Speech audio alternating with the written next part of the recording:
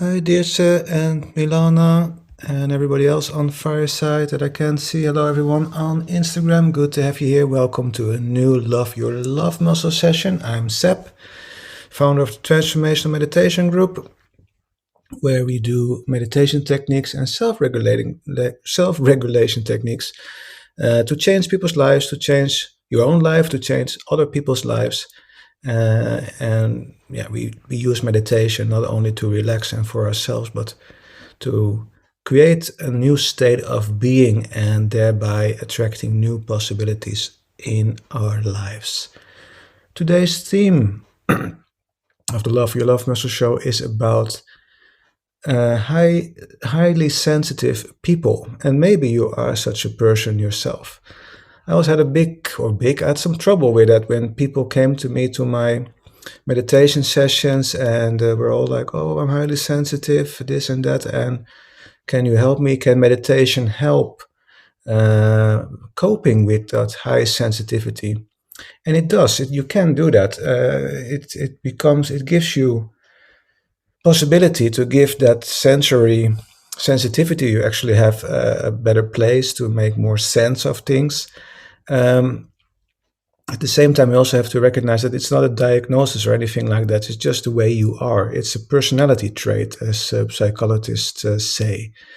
And actually found an article written by a psychologist called Jeremy Dean, who says that scientists say that up to 1/3 of the people have particularly sensitive brains. And that's, like I said, it's a personality trait. And these people tend to pay more attention to their experience, which is what produces their sensitivity. And that's kind of what I think is interesting, because when I started with meditation over 20 years ago and also listened to what others experienced from meditation, is that they become more aware and pay more attention to their experience. So that's why I find it a bit interesting when people come to me saying, "Can you help me with meditation because I'm highly sensitive?" At the same time, when you do meditation, start meditation, you become more aware, you give more attention to your experience. Would that then mean that you become highly sensitive of meditating? Well, actually not, because you learn to give this a place, you learn to cope with that, you learn to understand where your attention comes from, and you can be more selective as well in order to what you put your attention on. Lots of people now on Fireside, so let's get going with a little test, and maybe those on Instagram can join in as well.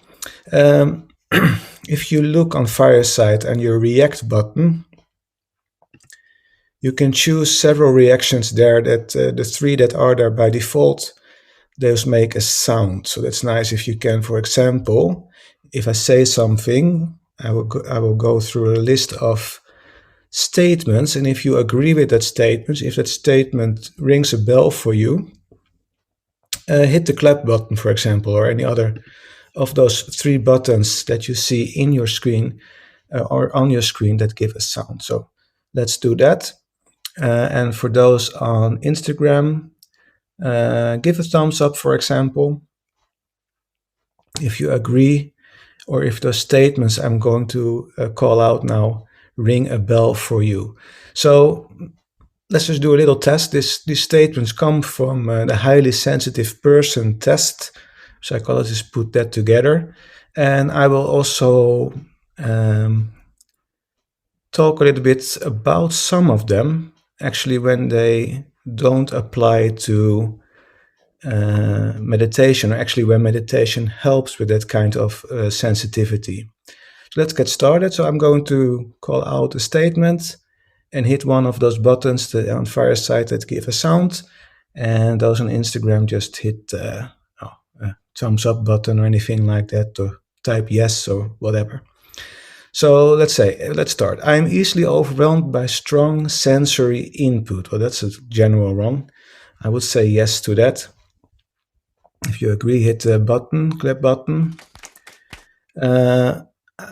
And that is something that could increase with meditation if you weren't that sensitive before. Less claps there. I don't hear any sounds, unfortunately. Okay. but that's okay.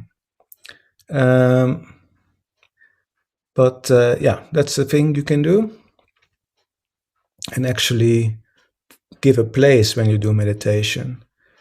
I seem to be aware of subtleties in my environment. And that's one that is increasing a lot with meditation. At least that's my experience. You become more aware of subtle changes because of mindfulness as well. You become also aware of changes of your own emotions, your own feelings and emotions when you have been meditating for a while.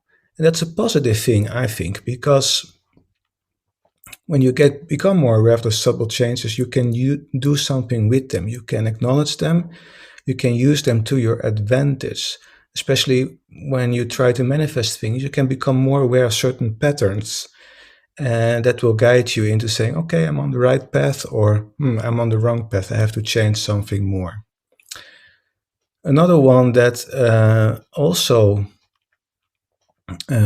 increases, and especially when you do heart brain coherence meditation, other people's moods affect me.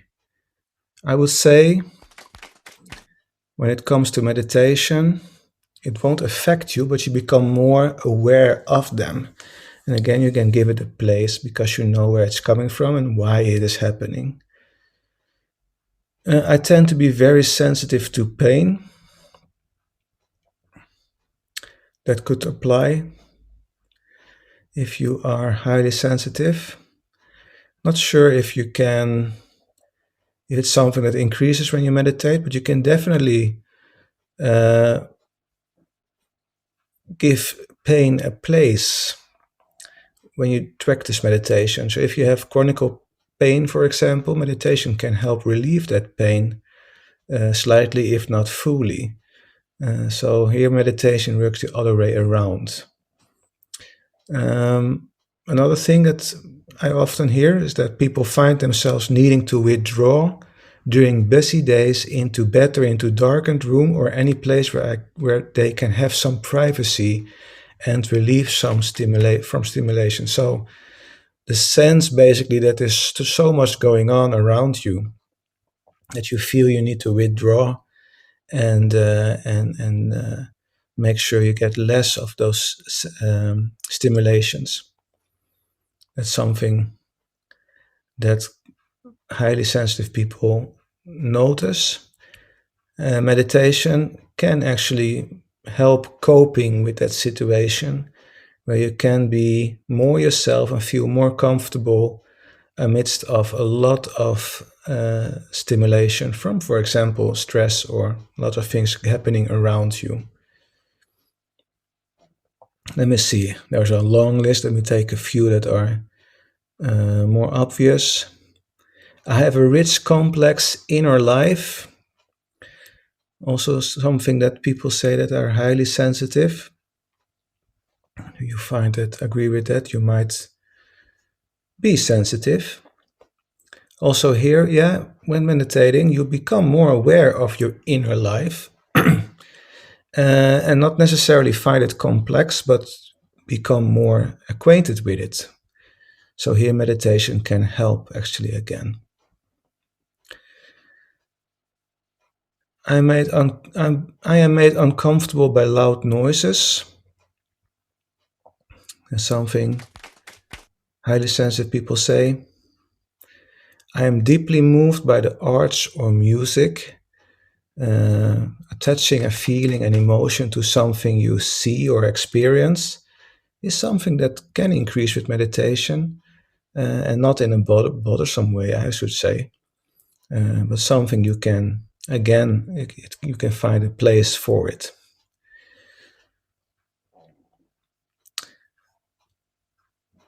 Let me go on.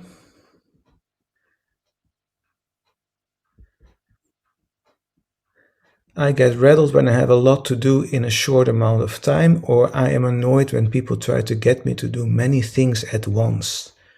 Well, I know some people, including me, uh, often get confronted with that, and I must say I have mixed experiences with that.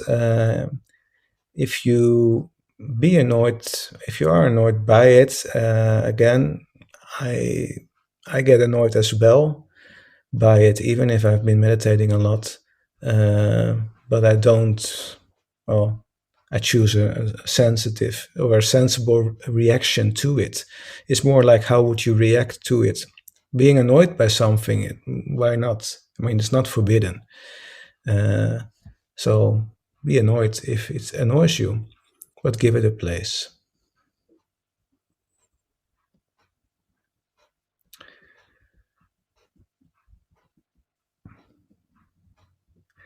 Changes in my life shake me up. This is a good one as well. But actually, meditation helps becoming more resilient, especially heart brain coherence meditation.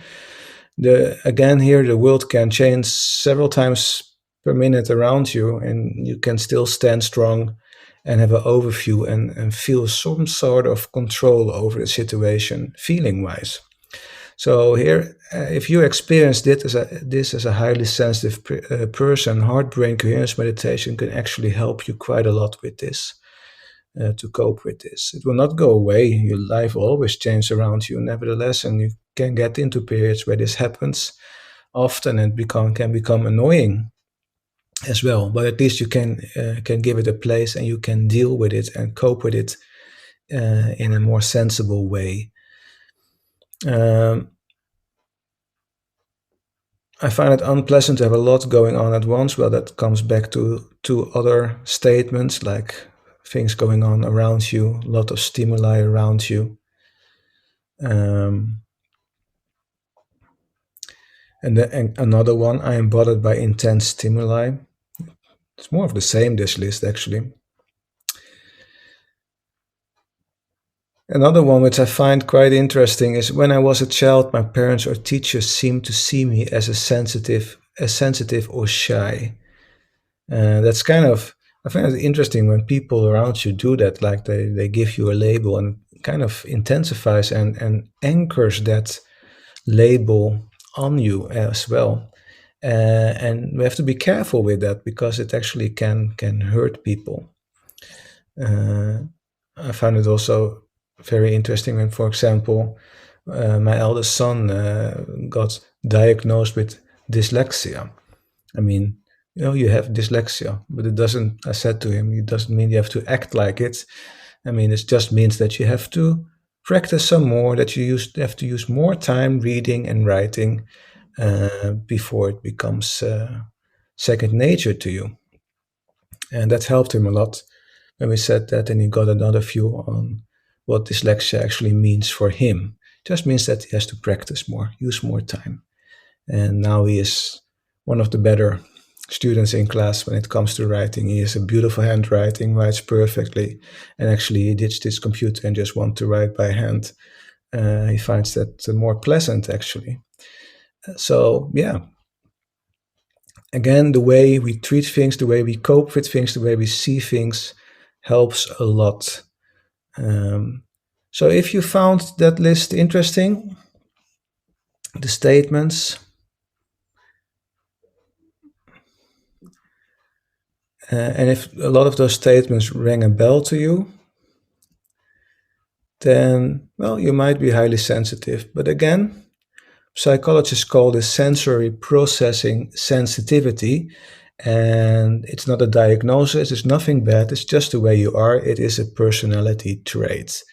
And like I said, I I got a lot of people coming to me who wanted to do meditation to cope with their high sensitivity. And that's exactly what happens. You can cope with certain things when you're highly sensitive. And I mentioned some of those statements there where meditation actually can help you cope with your sensitivity and where you can give it a place. At the same time, also be aware that actually meditation makes you become more aware and makes you give more attention to certain experiences in your life. So, in a sense, you can become highly sensitive from meditation as well.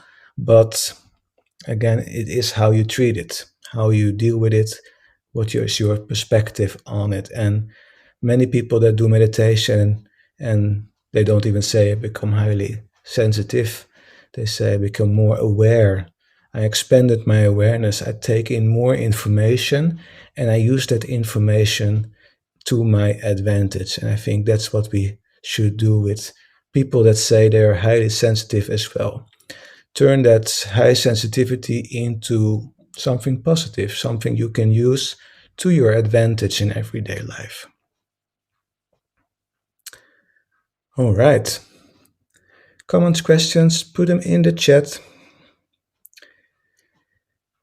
And let's get ready at the same time for a heart brain coherence meditation, which I've mentioned a couple of times right now because that's a wonderful technique to become more resilient, to cope with lots of stimuli, lots of stress and things going on around you, pressure.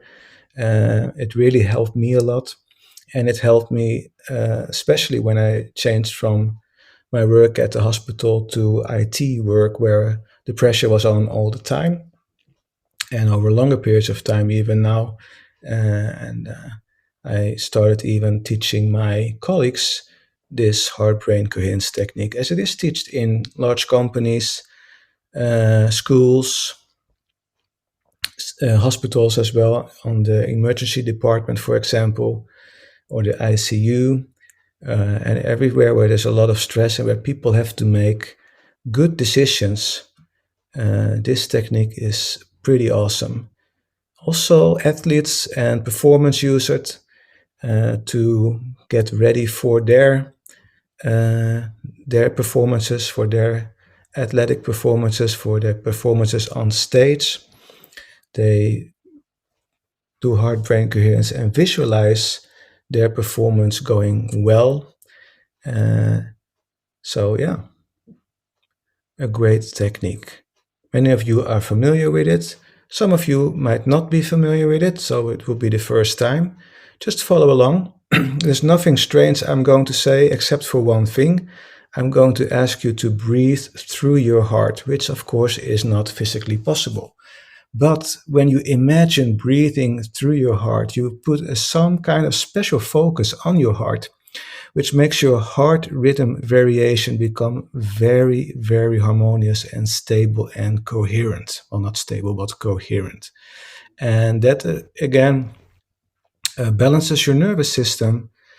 And since all our organs are attached to our nervous system, it balances our organs as well. It is like tuning an orchestra, where all your organs are an instrument and your heart is the director, and tuning and making sure that everything, all your organs are in tune and performing at the same time. And especially the connection between our heart and the brain is very strong.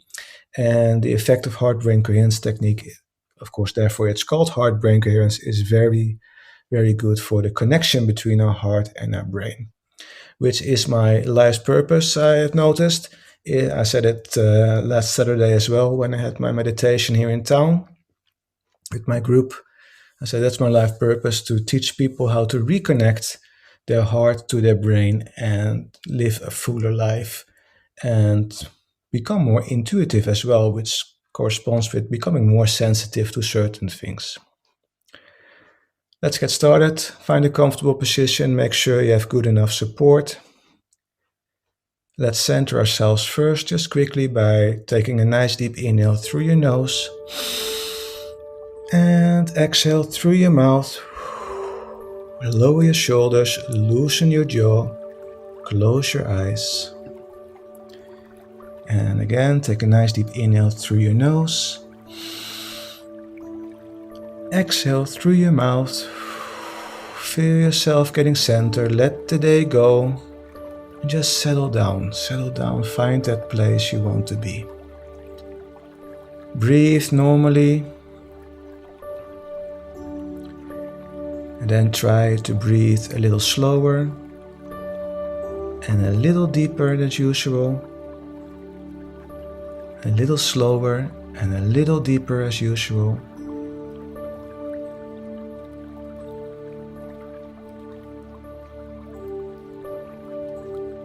Try 5-second inhale, 5-second exhale. or whatever feels comfortable for you, as long as it is slower and deeper than you usually do.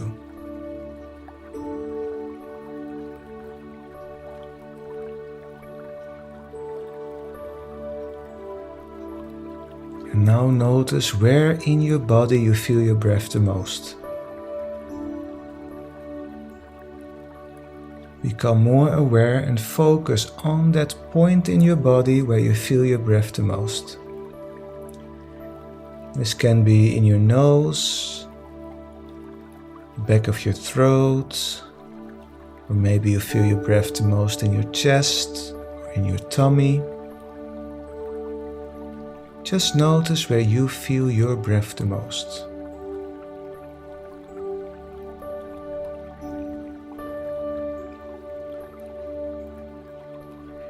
And notice how you are breathing through that point. Notice the air flowing in and flowing out through that point.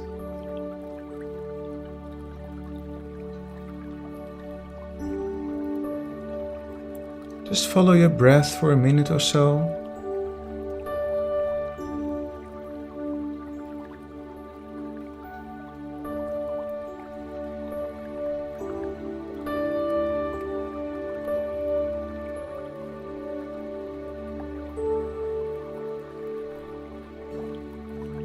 And if you notice your mind wandering off, your thoughts being all over the place, just gently, without any judgment, get back to your breath.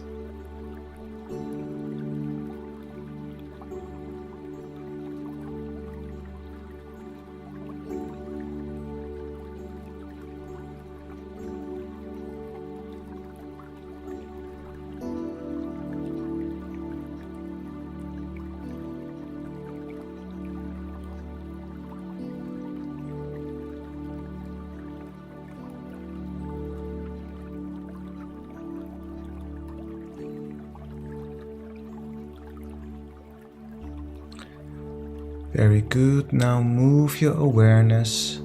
Become more aware of your heart space. Move your focus into your heart.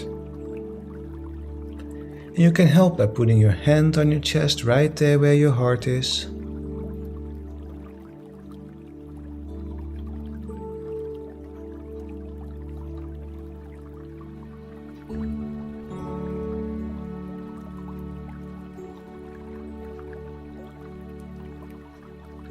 And now imagine that you are breathing through your heart, just like you did through that other focus point, your previous focus point.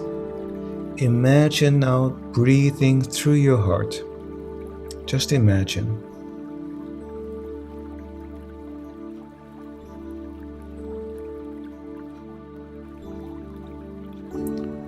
Breathing in through your heart, out through your heart, in through your heart,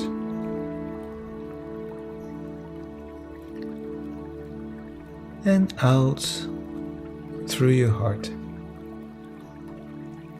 Keep breathing through your heart. Calm, slow, deep breaths.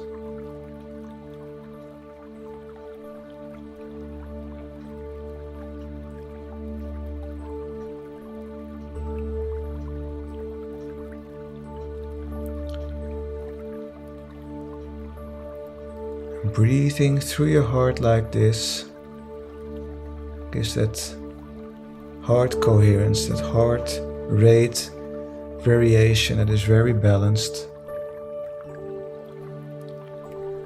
That balances our nervous system, balances our other organs, increases and makes the information flow across our nervous system more efficient. Strengthens the connection between our heart and our brain. Also note that Our heart sends 5 times more information to the brain than the brain sends back to the heart. So you can imagine that our heart is an important organ. An organ that not only pumps blood around, keeps that blood flowing, but also functions as an antenna, a transmitter. It creates an electromagnetic field around us, and we pick up other people's electromagnetic field as well. And it all translates into different heart rate variations.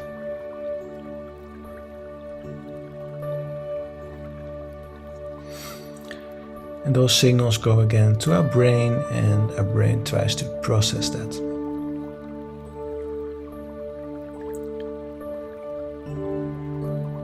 So as you are breathing through your heart, think back about a time in your life where you felt great joy, appreciation, or gratitude, or care, or compassion.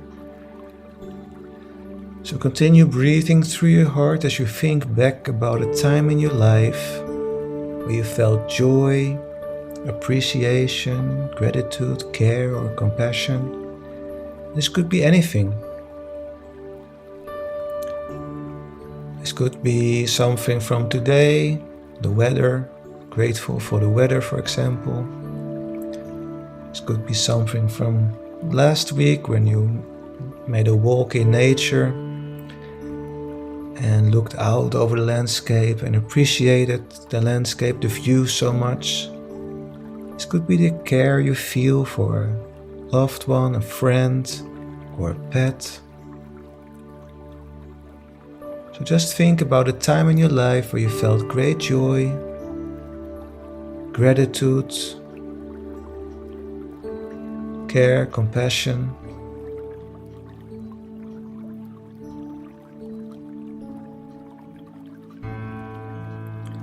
And as you breathe through your heart,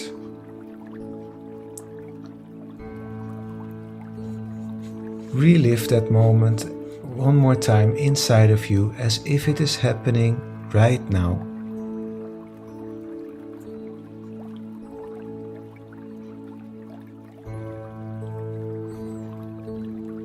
And make it as real as possible.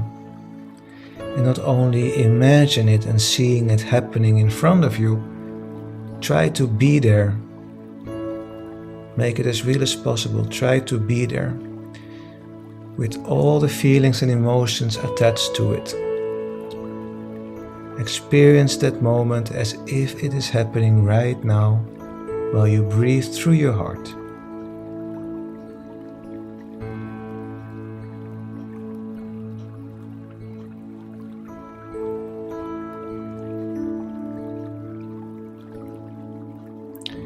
It's okay if you notice a smile on your face. It's okay if you feel a warmth going through your body.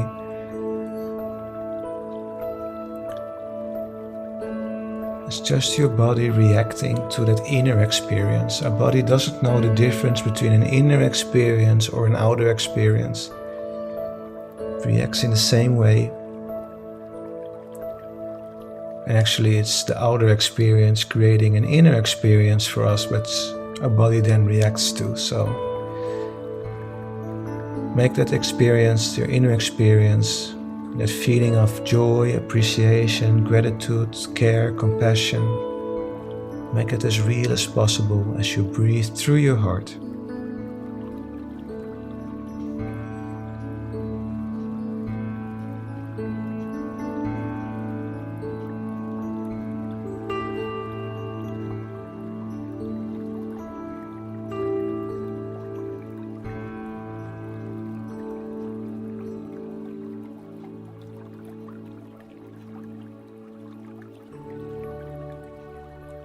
Okay, wonderful people.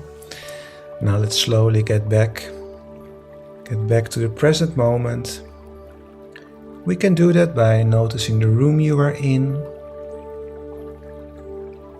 noticing any sounds in the room, As you start to breathe normally, on your next out breath, just slowly move your body back and forth and from side to side.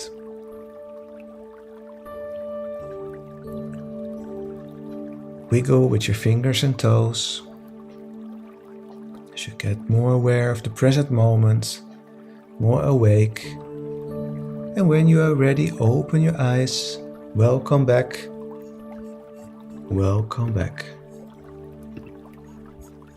Okay, good work, everyone.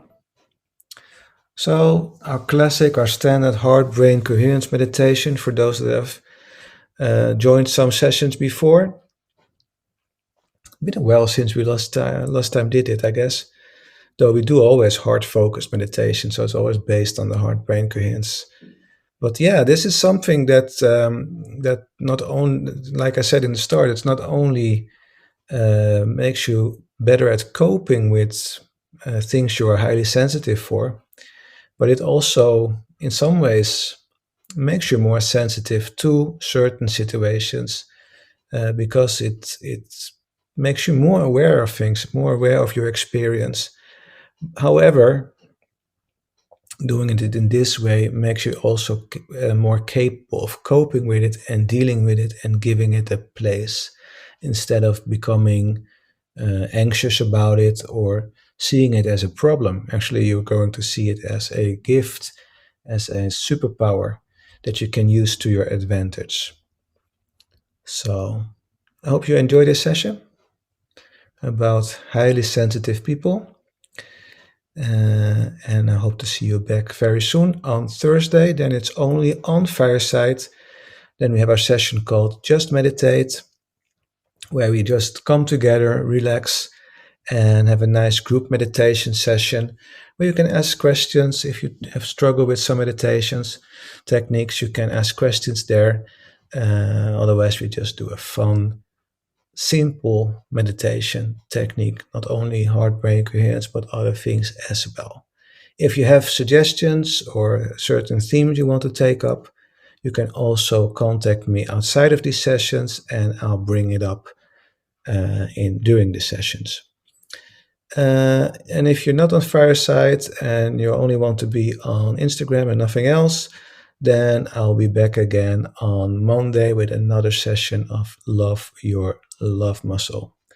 So take care, everyone. Have a wonderful rest of your evening. Be safe and namaste. It's no secret. It's plain to see.